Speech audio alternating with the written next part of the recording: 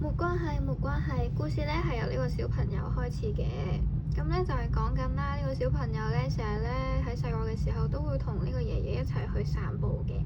咁一路散步嘅途中咧，個小朋友咧對呢個世界咧充滿住好奇心。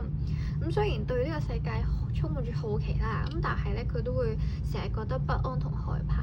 佢驚自己唔夠聰明啦，驚自己可能會俾突然之間走出嚟嘅野狗咬啦。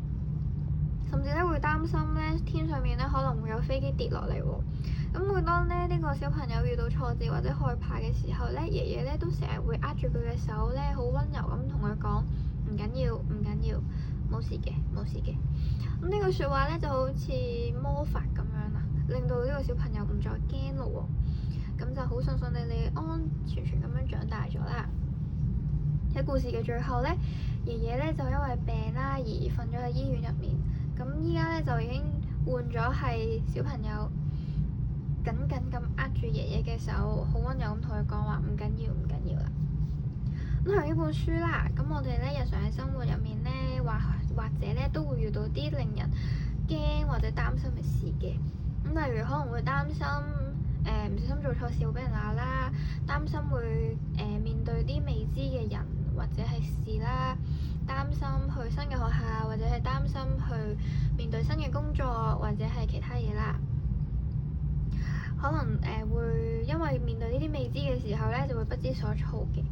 咁爺爺嘅説話咧，就可能會提醒到我哋喎，喺好多唔好嘅事同埋恐懼咧，最後咧都係會過去嘅，唔需要勉強啦，或者係慌張嘅。只要放寬心啦，勇敢面對啦，其實好多難關咧都可以迎刃而解嘅。可能你轉個頭諗翻咧，即係當呢啲事已經過咗去啦，你再諗翻轉頭嘅時候咧，其實就覺得其實都冇乜嘢啊。另外啦，故事咧最令我動容嘅咧係最後我對翻爺爺講話唔緊要嘅畫面啦。咁或者咧，大家係有機會咧，係爸爸媽媽、爺爺嫲嫲咧，總係會無條件咁包容你嘅任性或者係錯誤嘅嗰一種嚟嘅。咁咧，佢會俾最溫暖嘅依靠你啦，或者係最安心嘅後盾。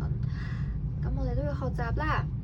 當長輩漸漸咁樣變老嘅時候咧，或者係身邊嘅朋友遇到挫折啊、病啊、唔開心嘅時候啊，我哋都要學習爺爺嘅精神，主動咧伸出雙手，用一句充滿力量嘅唔緊要去安慰同陪伴佢哋啦。咁就盡我哋所能啦。